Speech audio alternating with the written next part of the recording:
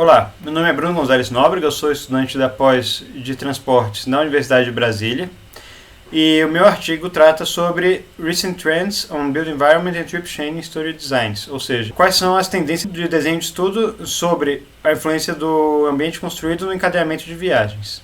E por quê? Bem, uma tendência que a gente vê fora do ambiente construído até é mais pesquisas e mais aplicações de modelagem baseada em atividades, ou seja, a gente não quer mais saber de onde para onde as pessoas estão indo. A gente quer saber o porquê que elas estão indo para tal lugar e, no caso do ambiente construído, o que eu teria que mudar nesse ambiente, o que tipo de atividade eu teria que ofertar mais para poder trazer mais viagens ou menos viagens para tal lugar, ou que tipo de viagens eu quero atrair, mais viagens de carro, de ônibus, a pé.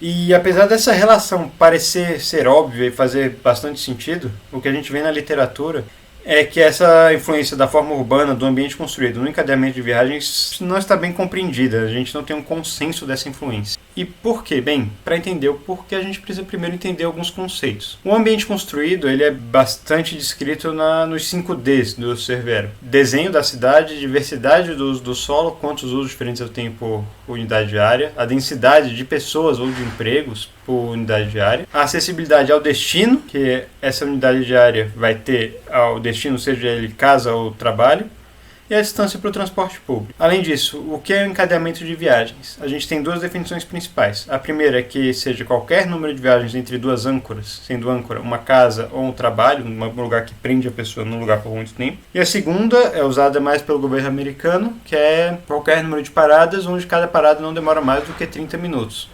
Se demorou mais do que 30 minutos, o lugar vira uma âncora, entre aspas, e o nosso encadeamento quebra ali. Por fim, uma coisa que também pode explicar, além de conceitos diferentes, a falta de consenso, é o problema da área modificável. Temos aqui o MAUP, é um problema mais conhecido na geografia, que fala que os resultados de qualquer análise geográfica podem variar dependendo de como eles foram agrupados, ou tanto em escala quanto em forma.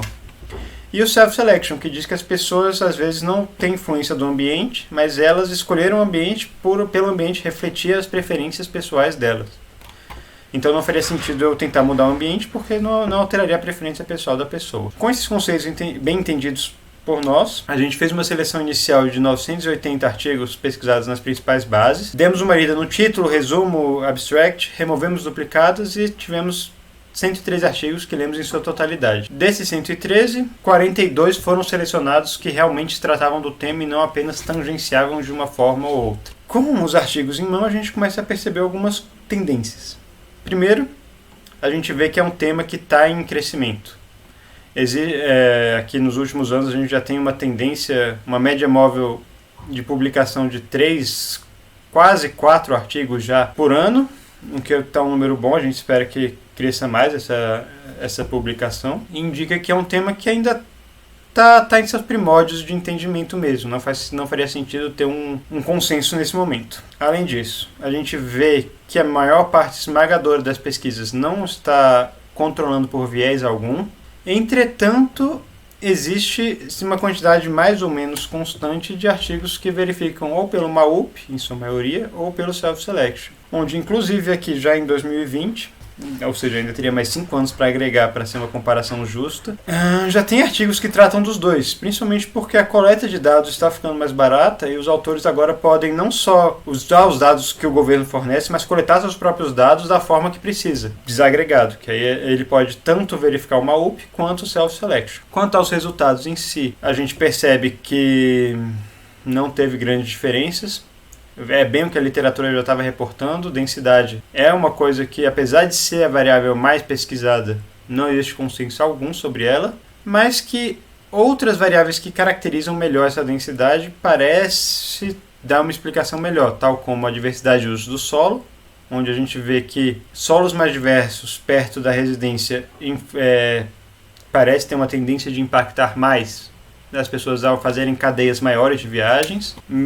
Ou a acessibilidade ao destino no trabalho também tem essa relação de fazer as pessoas fazerem mais viagens ao trabalho, enquanto que a acessibilidade ao trabalho, qualquer coisa perto de zonas residenciais, a gente vê o contrário, que está reduzindo. Isso geralmente é explicado na literatura Porque se as pessoas têm um custo menor de voltar para casa e sair de novo, elas vão fazer isso. E se a gente lembrar da nossa principal definição de trip chaining, é o parar na âncora.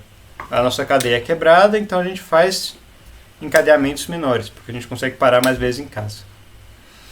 Por fim, a gente traz uma discussão e vale a pena reforçar que os resultados realmente são conflitantes. São conflitantes até porque tem poucas pesquisas sobre o assunto e as pesquisas às vezes nem estão falando das mesmas variáveis. Porém, a gente vê uma tendência de crescimento de publicações, então a gente pode ser que no futuro próximo a gente tenha mais publicações e um entendimento melhor sobre o assunto. E a gente percebe também que a localização importa.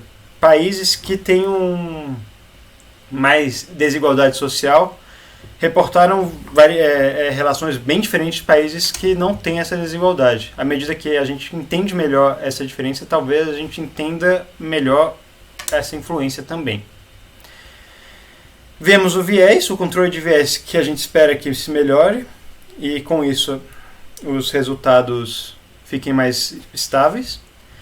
E por fim a gente vê uma tendência de coleta de dados melhor. A gente não vai usar dados que foram coletados sem uma função específica, e sim uma coleta barata de dados agregados que pode ser usada exatamente para ver essa relação.